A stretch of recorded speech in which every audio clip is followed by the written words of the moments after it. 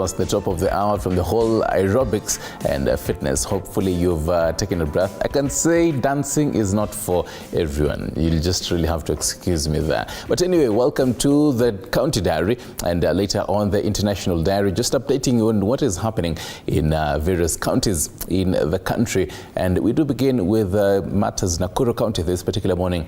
The Ethics and Anti-Corruption Commission, EACC, has recovered 5 acres of government land within Nakuru town centre, which had been grabbed by shady individuals through shadowy companies. The land, which includes 20 prime lands or the units, has government house units, was valued at over 300 million Kenyan shillings in 2018 when the case commenced. High Court has nullified all title deeds held by grabbers, and EACC is now effecting the transfer of title back to the government. Chichi Josephine tells us more.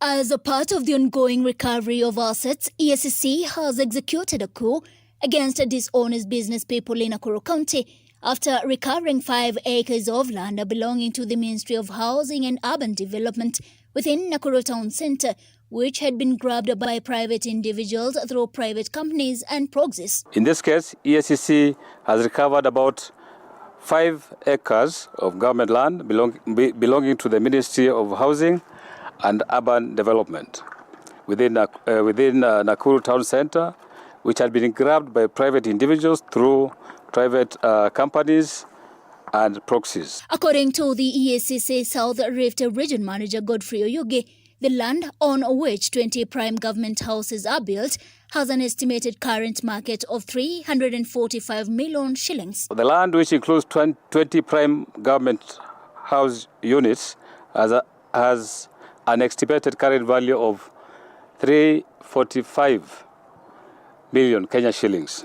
Oyugi reveals that the recovery was through a civil suit filed by EACC against 3 individuals, namely Sale Chepkole, Titus Kipkemboi and former Lands Commissioner Wilson Gashenja, as well as 2 companies, namely Pembeni Limited and Liberty Assurance Company Limited. The land was fraudulently allocated by former Commissioner of Lands, Wilson Gachanja, to 2 individuals, namely Sale Chepkole and Titus Kipkemboi, who subsequently transferred to private companies, namely Pembeni and Liberty Assurance Company. Through Justice Mwangi Njoroge, and on 22nd September this year, the court upheld EACC submissions in her judgment, nullifying all the transactions and ordered a re-registration of the property as required by law. The judgment in favor of the Commission was issued by our Honorable Justice Mwangi Njoroge of the Nakuru Environment and Land Court on 22nd September 2023, who nullified all the transactions leading to the illegal transfer of the land and ordered that the property be registered in the name of the Permanent Secretary to the Treasury. Currently, in Nakuru County alone, EACC has several cases active in court seeking recovery of grabbed property amounting to over 7 billion shillings. Currently, in Nakuru City County alone, EACC has several cases which are active in court seeking recovery of grabbed property. And the value of this property as of now is more than 7 billion. Chichi Josephine, TV 47. And meanwhile, Kenya can only afford to take 4,500 pilgrims for the 2024 Muslim Hajj pilgrimage in Mecca, despite the Kenyan quota being increased to 10,000 persons from 6,000 persons last year. This is according to the Supreme Council of Kenya Muslims, that is SUPKEM, that says the harsh economic times have affected the ability of potential pilgrims to finance their Hajj requirements. Zainab Mohammed with more. According to SUPKEM, the limited number of slots in 2024 has been informed by the tough economic times and the fall of the Kenyan shilling against the dollar. The depreciation of the Kenyan shillings against the hard currencies, especially the US dollar, means that the potential pilgrims will have to dig deeper into their pocket to finance their Hajj requirements.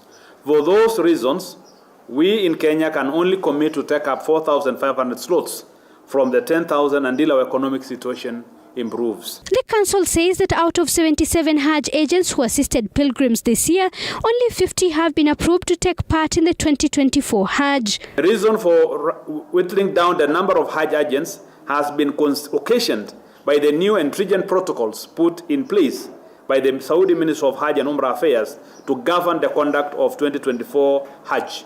Hence, after a series of consultative meetings with the Hajj agents, only 50 approved Hajj agents have the ability to meet and sustain the new protocols. In the new laws passed by the Saudi government, Kenya was expected to pay $1.6 million for the 4,500 pilgrims by the 16th of September this year. However, this was not possible due to the dire economic times, pushing the new deadline to 16th of October. Application for visas for the 2024 Hajj will commence on the 1st of March 2024 and end on the 29th of April 2024, with SUPKEM now calling on the Ministry of Interior to commence processing and issuance of passports for Kenyan applicants who are pilgrims on a priority basis. Zainab Mohammed, T47. Right, now listen to this next story. The Central Business District of Nairobi has emerged as a lucrative ground for many young entrepreneurs, especially on weekends, with many taking the opportunity to explore, exchange ideas and even generate income. Reporter Paul Kirobe took his time during the weekend to interact with the young people generating content within the Central Business District. Take a look.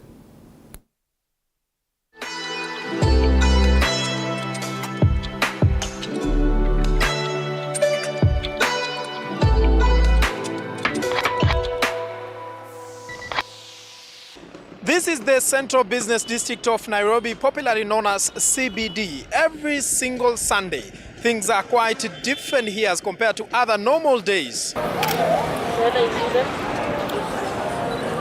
3 steps, turn on 1, 2. The town center is full of activities contrary to what people would expect. The afternoon time is significant to many young people. Young entrepreneurs gather here to make money, network with clients, and even shoot content for social media. Meet Dennis Kipchumba, a young man from Kapsabet, Kericho County, who is a student at the Cooperative University on the outskirts of the city.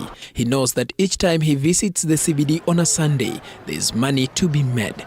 Case in point, just as we talk to him, he gets a client. Niaje bro? Papa. Unaweza kuwa imboto? Sasa sina do. Niso picha moja.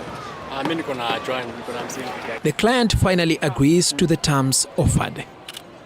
Kwa hiyo siku yako nzuri unaweza ukatengeneza kama pesa ngapi? I'm still a young photographer, maybe 3 to 5k. Kienda sana maybe 10, but inakuanga rare. Video na photo, that's like 30k. So like mtaelewana na mswa photography atachukua ngapi, wewe utachukua ngapi. Mimi niko na cards zangu za job. So hapa niko na ile opportunity ya kukuja na pewa si job nini cards zangu. Photography has become a passion for the student of business and information technology. Dennis prefers to spend the weekend here rather than being idle at home. However, just like any other business, this one too does not lack challenges. Nimeibiwa nini nikitoka job, nimeibiwa kamera nikitoka job. Kamera na gadgets ilienda. So hiyo ni job ya kwanza. Ya pili unapata client anaweza kukama kwambie like unaweza ongea na client vizuri then ako like acha tu next time. Unapatanga Sunday majioni makarao wanakuja natufukuza. Cause unajua kama sasa ukaangalia congestion tu ya watu. So wanasemanga security cost so high. Not too long ago, shooting videos and taking photos at the Central Business District was not possible without a filming permit from the county government. Moses Okwama is also a photographer and a videographer. Saa zingine wangetushika kuambie toa this amount of money ndo ufanye shoot hapa hivi. Bora kuitikisha na kuambia kama ni pale wetu tulia tu hapo. So kulikuwa na strict, walikuwa strict kiasi unaona. Ndo kukakuja hiyo fomu ya Sakaja akasema tunaweza shoot straight sije turembeshe Nairobi bado. The rate of content creation is increasing within the CBD to the extent a number of youths are coming from different areas within the city of Nairobi just to come and exchange ideas. The beautiful views of Nairobi city has also offered a better opportunity for young people to generate content for social media. Dancing videos have become the latest trend in the entertainment industry. Zablon Obadia is a dancer and a master of ceremonies. He is part of the Black Sweat Academy from Kitengela. He tells us why they came all the way to the CBD. I think ila in Tongali side, Siko tu na view ya CBD, hiyo view iko ni poa sana kwa ma content na all that. So another thing ya kuja CBD ni tumekamuku ndio to interact na madansa wengine. It is something that they could professionalize and actually make money from. There's a lot of groups. Many observers say the future of young people lies in creativity and innovation to create a way to a brighter future. Paul Kirobi, TV47, CBD, Nairobi.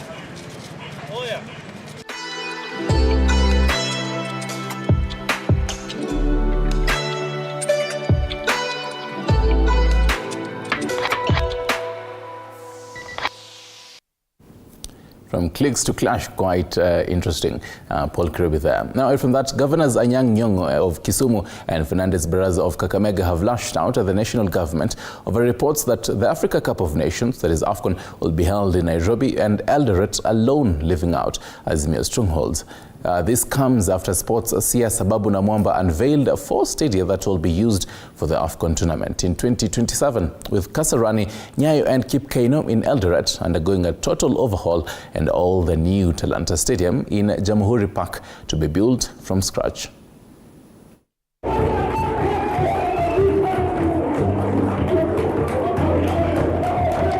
want to commit ya kwamba we are going to collaborate with the national government. Na mheshimiwa waziri wetu amesema tutashirikiana ili tusaidie kumaliza uwanja wetu wa Buhungu so that in case kutakuwa na challenge kule Kipchoge Keino, we want Buhungu Stadium to be an alternative of hosting African Cup of Nations in 2027. Right, and I was taking a look at our particular question of the day as we're asking you, in your opinion, which is the best performing ministry so far?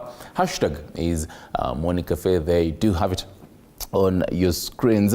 Remember to interact with us at TV47 News, that is on X, at TV47 KE on Facebook. Fred, quite an interesting, bit of comments right here. I'm trying to load for Facebook. Let me see if I can have that. But then keep talking to us on our socials. Which ministry do you think really has it all for you today? On Facebook, Fred, right here, Defense and that of Interior. That is according to King Benny Mwangi Mwas. Isaac Othiambo says, Isaac Othiambo Gutu, Madam Catherine. Okay. I don't know what that means. William Dihanda, Babu Namwamba is doing well in sports. Wangai Wanjuhi, Holiness and Repentance. Okay. Mimer Aura, Defense, Interior and Transport. Ernest Cheriot says, Huyo Jamaa wa Interior ako sawa sana. For that definitely again, CS Kithure Kindiki taking it again, this particular bit. Again, George Pinto here, Fred says, Interior and National Administration. Fred, do you have any bits there? I'm looking at, the question didn't really get that much traction on X, but it's a very interesting conversation because you remember that this is a month when this cabinet secretaries were sworn in, I think on the 26th of October. 27th October. They were named on 27th of September, then they were sworn in a month later. So this whole month will be asking similar questions. And it is a good time to actually look back and see who's working, who's not. Remember that conversation about who should get fired? Probably this is just the more positive side of the positive angle to that question.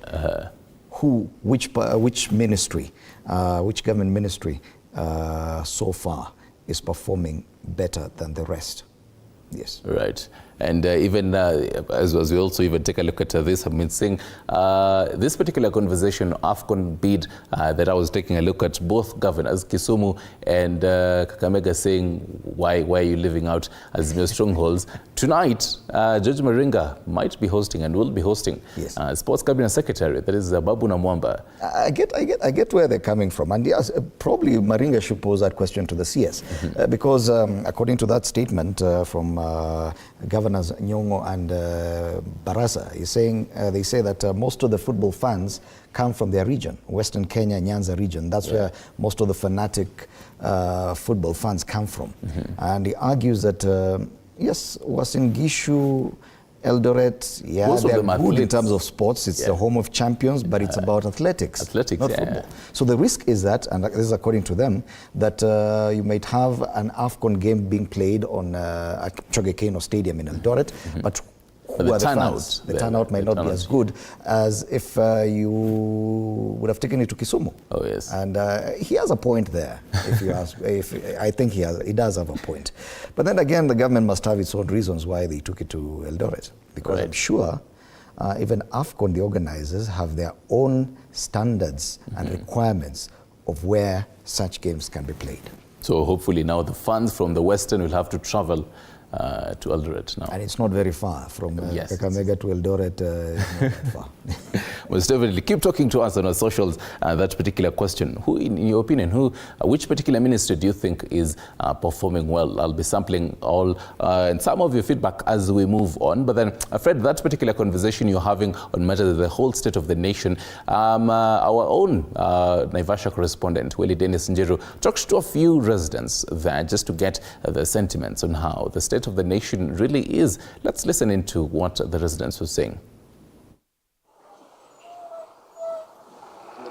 Kwa majina naitwa Moses Juma, mkazi wa Naivasha. Kusema ukweli, Wakenya, mimi kwangu binafsi kwa Kenya maisha imekuwa ngumu zaidi. Hata kwa kulingana na kazi tunafanya, mapato tunapata kidogo, ile pesa tunapata haitoshi maisha. Haitoshelezi kila kitu chote. Sasa tunaomba at least serikali yetu ituangalie hali ya wananchi, sisi tuwapikia kura tukawapeka mbele, watuangalie maisha yetu kweli jamani. Kweli maisha imekuwa ngumu zaidi kupita hali vile ilikuwa kama kawaida. Asante. Mimi naitwa Eva. Mimi mkazi wa Naivasha. Maisha imekuwa ngumu sana. Naomba serikali yetu angalie Wakenya juu tunahangaika sana. Hata mtu ukifanya hiyo kazi ya hoteli unafanya kama ni kibarua, hata itoshi. Kilipo hiyo 200, hata ukienda kununua unga kwa duka itoshi. Maisha inasukuma mimi sana. Kama mkazi wa Naivasha, naomba serikali isaidie Wakenya juu tuliwachagua tusaidiane. Kwa majina mimi ninaitwa Mr. Ndongo, na hali ya maisha ni ngumu. Lakini hakuna la kufanya bana sababu Mwenyezi Mungu yuko. Tungeomba tu nayo serikali ijue ya kwamba sio mwisho wake. Tunataraji Mungu atatufanyia mambo mazuri. Na gharama tuseme gharama si vile watu wanaichukulia. Gharama iko juu, hata wale viongozi ambao wako kule juu tuliwachagua maisha yarudi chini, lakini sijui ni nini kiliwakwaza, ama ni kushiba, walishiba wakatusahau. Lakini tungewauliza tu kwa hisani warudi kwa wananchi, sababu wananchi maisha waache kutupatia hadithi. Waje in the ground, to the ground things are not as good as they would think. Maisha ni magumu. Right, maisha ni ngumu, that is according to, the residents there in Naivasha. Just talking about how the state of the nation is and the hard economic times. 1 year in office by the President, William Ruto. But right about now, let me take you through what you'd definitely be expecting today. And we do expect, actually starting on Matters Health, this is the Cancer Awareness Month. And this particular month, two particular cancer that you would actually expect to see the whole awareness of it, that is breast cancer as well as liver cancer. So this particular month aids to reflect in the whole trends in cancer research, prevention and treatment. Away from that, in Meru now, Cabinet Secretary Trade Moses Kuria will today be officiating the groundbreaking for Meru County Aggregation and Industrial Park. And this project is set to cost 500 million Kenyan shillings, but will be equally split between the national and county governments, meaning county government will be offering 250, while the national government 250. Moses Kuria has been, doing this, the groundbreaking for different counties. So we do expect to see that. Meanwhile, Deputy President Rigathi Gachagua is in Nyeri County in Madeira, as seen as yesterday evening. So today, he'll be attending the burial ceremony of Samuel Muthungu at his Hiriga home. The late Muthungu is a close friend of the Gachagua family. So stick around for that to see if probably any politics might be playing out, or what the Deputy President might be saying in that. Real quick into matters sports before we tell you what is happening or what to expect today or even this week in matters politics. Today in sports at the Kasarani Indoor Gymnasium, 8 volleyball teams, that is 4 men and 4 women, set to square it out in the Kenya Volleyball Federation National Men and Women League playoffs. This will be happening as it stands today for the next 3 days. Now into matters politics, the bipartisan talks are definitely happening and will be continuing today. The Azimio side and Kenya Kwanza side, co-chaired by Wiper leader Kalonzo Musyoka and also National Assembly Majority Leader, that is Kimani Ichung'wah. Stick around for this particular conversation and the whole talks this particular morning, because they will be diving into the whole Jubilee Party bit. So it is going to be one interesting one. The members of Jubilee Party, both factions of it, actually going to be meeting and airing out their views in this particular bipartisan talks in the Bomas of Kenya. And also this particular week, I mean, it's a Monday, so definitely set the pace for the whole week. President William Ruto is set to tour the Nyanza region, the 4th time actually since he was sworn in the Azimio and Raila Odinga's bucket, basically. That is on Friday for the next about 6 or 5 days. And also the Council of Governors is set to be meeting just to announce the whole having the whole new leadership, actually. So all of that.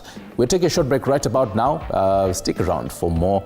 We'll also be crossing all the way to Nyahururu, where our very own Lapan is there, just to know what is happening in that particular bit. You're watching Morning Cafe. Stick around.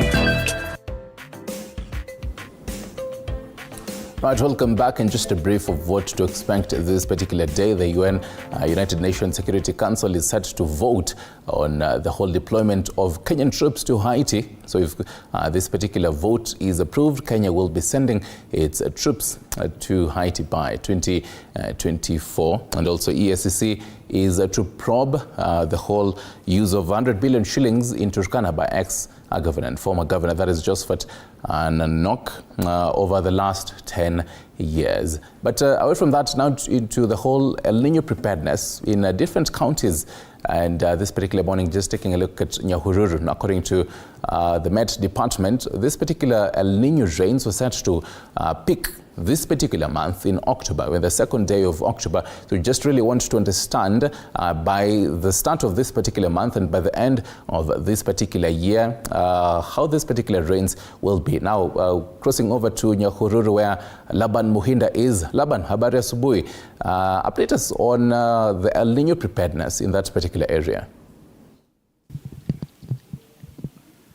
A very good morning to you back in studio in Nairobi, na kupata kwa njia mbashara zaidi nikiwa hapa mjini Nyahururu, huku ni kaunti ya Laikipia, ambapo ile tunalivalia njuga swala hili la uwezekano wa kuwepo kwa mvua El Nino humu nchini. Nami hapa ninao baadhi ya wakazi kutoka mjini Nyahururu ambao ningependa kupata maoni yao kuhusiana na swala hili. Je, wanaona kuwa nchi ya Kenya imejitayarisha vilivyo ili kukabiliana na athari za El Nino? Tukianza na wewe bwana, utatueleza majina yako kisha baadaye utupe mchango wako kuhusiana na swala hili. Je, unaona Kenya imejitayarisha vilivyo ili kukabiliana na athari za El Nino? Kwa majina naitwa John Mudia, mkaaji wa Nyahururu, Laikipia County. Kwa huu mhula wa El Nino ambaye mvua inakuja, watu mimi naona hawajatayarisha kutosha, kwa sababu unajua watu ni wale tu huwa wanasahau. Hata wakiambiwa sasa wajitayarishe, bado wanasahau haraka sana. Kwa hivyo mimi naona kama watu hawajatayarisha kamili, kwa sababu hii mvua inaonekana ikikuja pahali ambaye kuna ni flat, huko pengine kutakuwa na shida sana. Na watu wakiambiwa wajitayarishe, na pengine wale ambao wako kwa milima watafute pahali ambaye ya kukaa ama kujitayarisha, naona kama wanasusia. Kwa hivyo ningesema watu wajitayarishe, kwa sababu hii mvua serikali imealati watu vizuri sana ili watu waweze kujitayarisha, ndio mvua ikianza kunyesha watu wawe tayari. Kwa hivyo mimi naona watu hawajajitayarisha kamili. Naam, na hayo ni maoni yake, na pia vile ningependa kuweza kupata maoni ya mkazi mwingine. Je, kulingana na yeye, Kenya au yeye binafsi ameweza kujitayarisha vilivyo ili kukabiliana na athari za El Nino? Utasongea tu karibu kwenye County Diary ndani ya TV47, kisha baadaye tueleze majina yako na tuambie, je, umejitayarisha kukabiliana na El Nino, na iwapo umejitayarisha kwa njia gani? Mimi naitwa Maina Ndegwa kutoka Nyahururu, na mimi ni mkaaji wa Nyahururu, na mimi nauzaga miti hapa Nyahururu. Ninasema mimi naona watu ile wanakaa karibu mahali iko flat, atitaristi manakaa tu na manaambio na serikali kila mara wakuje wajitayarishe, wakuje juu ama watafute mahali ya kukaa, lakini wanakaa tu wanagojea mvua, na akigojea mvua inyeshe, wakati itanyesha atasema serikali saidia. Itasaidia itakuwa siku gani? Na wakati hiyo mvua inaanza kunyesha. Sasa mimi naambia watu ya Nyahururu, mjitayarishe, muanze kujua kama mtu iko pale chini ateremke juu ama atafute kwenda kwa ndugu yake ama kwa ndugu ingine. Si kusema sa mwisho serikali saidia. Hapo ndio mimi naweza sema. Naam, shukrani sana, na kama vile ambavyo umesikia ni kuwa anawahimiza wakazi kutoka mjini Nyahururu waweze kujitayarisha vilivyo ili kukabiliana na athari za mvua hii ambayo inatarajiwa ya El Nino kuanza kunyesha wakati wowote kuanzia mwezi huu. Nami hapa ningependa kupata maoni ya mtu wa mwisho kuhusiana na swala hili, na utatuambia majina yako kisha baadaye tueleze nyinyi sisi kama kaunti ya Laikipia, unaona tumejitayarisha vilivyo kukabiliana na El Nino? Asante sana mtangazaji. Mimi naitwa Benson Matiba, na kama vile umesema, naona bado watu hatujajitayarisha ya kutosha, sababu kiangalia kama ni town, tunaona mitaro mingi bado inaonekana haijachimbwa mzuri. Pia ukiangalia pale watu wengi wanakaa ni pahali flat. So ile ningeomba mtu yote najua ako karibu either na mto ama pahali najua maji inapitia, either ashibe mtalo, kwa sababu ukigojea serikali itakaa kwa muda. Halafu kile kitu kingine ni wale watu wanakaa karibu na milima, kwa sababu hata wakati wa Nuhu watu waliambia mvua itanyesha wakakataa, lakini wakati mvua ilinyesha ndivyo walianza kusema saidia. So ni mzuri tujisaidie mapema, ukijua pale huko maji inapitia, kama kako nyumbani umshibe mtalo, hiyo ndio tunaweza kusaidia. Kitu kingine tunaweza tupanda miti hii wakati wa El Nino, kwa sababu najua hiyo inaweza kuja iharibu mimea mingi, lakini mti unakaa. Hayo tu. Naam, shukrani sana, na kama vile ambavyo umesikia, hayo ndiyo maoni ya wakazi kutoka mjini Nyahururu ambao wengi wana wasiwasi kuwa endapo mvua hii ya El Nino itaanza kunyesha, basi huenda kukawa na athari mbovu kwa wananchi, na vile vile wameweza kuhimiza wakazi kutoka maeneo haya waweze kutumia wakati huu ili kupanda miti zaidi ili kuzuia mmonyoko wa udongo. Kutoka kwangu mie Laban Mwinda nikiwa hapa mjini Nyahururu, sina budi la kurejesha usukani kwako studio. Asante sana Laban Muhinda in Nyahururu County, Nyahururu basically, Laikipia County, speaking to the residents there on matters the whole El Nino preparedness. Fred, it's interesting how the residents there really say that as much as the government is telling the people the rains are coming, prepare yourselves, but a number of residents are saying tunangojea mvua. How do we see the rains start, droplets start dropping? That is when we'll think about, not even, actually the whole goodwill of actually vacating, but think about it. Well, you see, until you see it, until you experience it, because you won't know the kind of effect that El Nino has. And I think the worst that hit us was back in 1997. I'm sure you have no clue about that. But the rains stay on for quite a long time. And there are issues about diseases. There are issues about human-wildlife conflict, because once the rains and the lakes swell, some of this, because they're saying there'll be flooding even in the Amboseli and other national parks. And so you find wildlife even crossing to farms. So there will be a lot of chaos. And if at all anyone lives next to a riparian reserve, a river, or anything of that sort, the kind of flooding will definitely affect you. So I'm not sure if the government is communicating the need or educating some of these people, because if they are like Stanley, who've never seen El Nino, because they came after some of this. Maybe they don't really understand the extent of damage or the extent of flooding that we are going to experience. In Nairobi, they say that about 496 hotspots have been identified, mostly around slums. You see there are rivers passing through Kibera, Ruai and other areas. Definitely those people will have to move, but where to? Oh, yes. Yes, where to? So someone in Nyahururu is also asking, where do I move to? How do I leave my shamba and go somewhere else? Yeah, but then even the meteorological department is saying that now for this, 97, there were more negative impacts. They're expecting for this time, there will be more positive impacts from the rains. Yes, the water is good, definitely, but only if you harness it the right way. If you can collect it and use it for irrigation or other things, but water can also be very destructive. It destroys agricultural land, for example. A lot of soil erosion. It can actually move your whole farm because of just the force of the water alone. So we're going to experience delayed planting seasons if at all the rains stay on for too long. But we just have to wait and see. The good thing is that the government says, yes, they have set aside about 10 billion shillings. Yes. That should tell you just what kind of a chaos the government is anticipating. 10 billion shillings is not small money. The COG said they're going to set aside 15 billion shillings. The ASOS ministry said they're going to set aside 9.5 billion shillings to feed people in areas where there'll be flooding. And you can see they're preparing billions, but is the information getting down to the Mwananchi that you also need to get ready for this? But in case the Mwananchi doesn't really believe this is going to happen, and even the kind of impacts, well, even for us who are not really back there.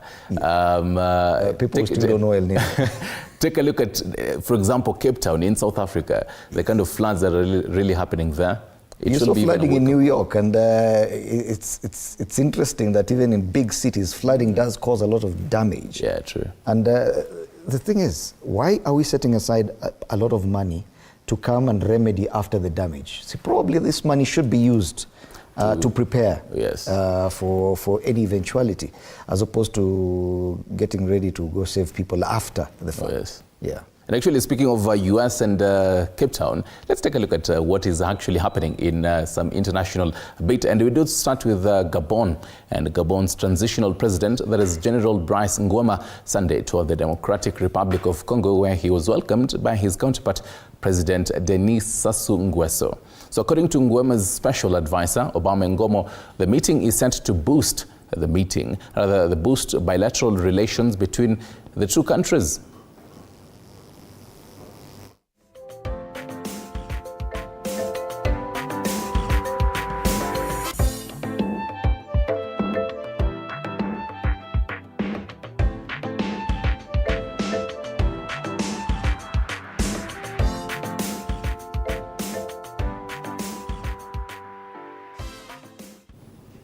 Now, on a sad note, at least 7 people have lost their lives in the town of Ciudad Madero in Mexico after the roof of a church came crashing down during a service. So according to the spokesperson for Tamaulipas state government, 10 people who are injured have so far been rescued. Reports from local media say that at least 20 people are still missing under the rubble of the Santa Cruz local parish. This even as security and civil protection forces are working on the site of the church to rescue the missing people.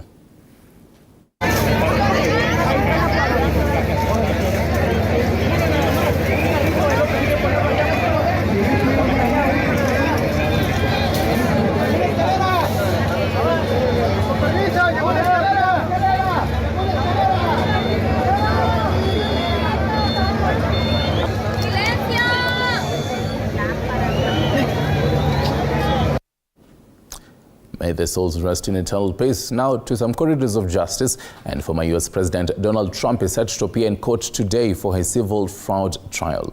While taking to his Truth social page, Trump has posted, and I quote, "I'm going to court tomorrow morning to fight for my name and reputation."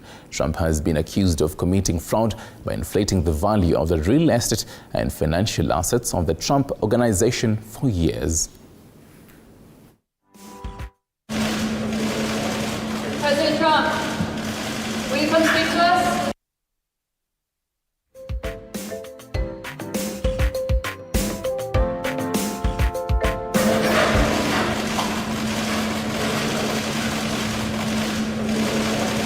President Trump, will you come speak to us? And finally, Argentina's presidential candidate Sunday clashed in the first debate at the Forum Convention Center in Santiago del Estero as they exchanged words on who is to blame on the economic crisis in the country.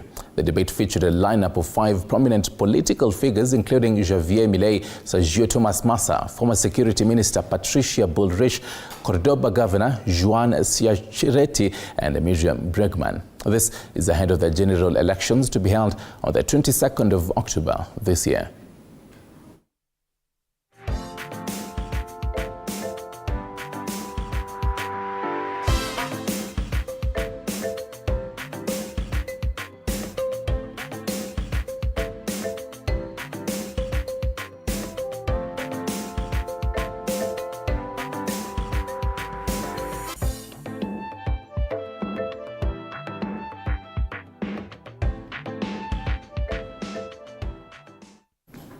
Right, Fred, you do remember that particular debate that was back in Kenya last year? The whole Kenya's presidential, debate, a kind of big thing. It was happening in Argentina. Okay. And it was also a big thing for them. Interesting. So, yeah. Would you understand if they say something in Argentina? Because you're speaking like you must have watched that debate. Okay, but bits and pieces. Bits and pieces of it. Okay, at least I know the presidential debates in America will be coming up. Oh, yes. The Republican Party had one, I think, a week ago. I think it was very chaotic. Yeah. Trump was not part of it, but in the coming months, because they're due for election next year, it will be interesting to see what kind of debates do come up. But it's always interesting, the kind of what is said in a debate and what is said in a roadside political, campaign. Okay. Yeah. In debates, the candidates always have ideas, brilliant ideas of what they're going to be doing. They have the facts there and the numbers, and also, but then in a roadside political campaign, the language changes there. I think a lot is usually said, because I remember some of the promises made by some presidential candidates during the last debate last year. And it's nothing close to what they hold true right now. Well, I think we've learned that politicians do a lot, do speak a lot, say things they don't necessarily mean, and then they come and show us the reality. Oh, yes. Later on. And 1 year later, months later, they come and change and edit what they had said and say, you know what, I had said that at that time. But then right now, I'm taking a look at what is happening in the world. The reality is different right now. The reality is different right now. Maybe money isn't really what I didn't know at that time I had this amount of money, or I will get this amount of money. But I have found that, well, our government's wallet doesn't really have that amount of money. So I promised government austerity, then I come and buy a new Range Rover. I saw a very expensive Range Rover the other day, and someone, a very senior government official, was riding in it. I was wondering, austerity measures. But, interesting conversation. Austerity for, and another whole interesting conversation this particular morning, even as you're also taking a look at the whole bits of the elderly persons in this particular bit. Yes. Yes. Yes, it was a very interesting conversation. I wasn't so sure it would last that long. But especially Lucy Moria, who comes from that space. She's an activist and works with the older citizens. And she's very well informed about these issues. Even as I'm informed that today is World Habitat Day. Yes. And even as you talk about El Nino. Today really is one of those days that we should be talking about our habitat. People will be moved from where they live right now. This rains will force people to move away from their habitats. And it is one of those things that, yes, we're talking about the positive things about water, but after an El Nino effect, the ravages that it leaves behind in its wake, it's something that you have to experience it to know. Oh, yes. You have to experience it to know. But I love the fact that even the kind of guests that we've had and will continue to be having this kind of conversations, the whole El Nino preparedness, even as the months continue, this particular, the experts from Red Cross and from different, places really talk about how if you're in, for example, maybe Kisii, deep there, somewhere there, a place called Nyamache, for example, and you've built, it's an ancestral home, you've been there for almost 50 years plus, and the government is telling you really need to move out of here. But it's not really moving out of there completely. There are schools and hospitals and then even churches that are set aside, so that you can actually go and stay there for a bit. Because there are places that are prone to landslides. And with this kind of flooding and heavy rains that are going to sustain for months, definitely that risk is a true one. And yes, as you said, correctly so, we'll be having those conversations here with experts, because there's a disconnect between government spending and the communication that's going down to members of the public, especially on what you need to do to prepare for the imminent El Nino rains. So it's a conversation we'll definitely be having, and thank you so much for keeping us company throughout the show today. We'll be here tomorrow again, 6 a.m. Oh, yes. That particular question, I believe the Minister of Interior and National Administration, Defense also, and Sports really takes the day, according to the comments that we are getting from Facebook. But the conversation definitely goes on our digital platforms at TV47KE on Facebook and TV47 News on X. I'm yours truly, Stanley Nyeringita, on behalf of the entire crew that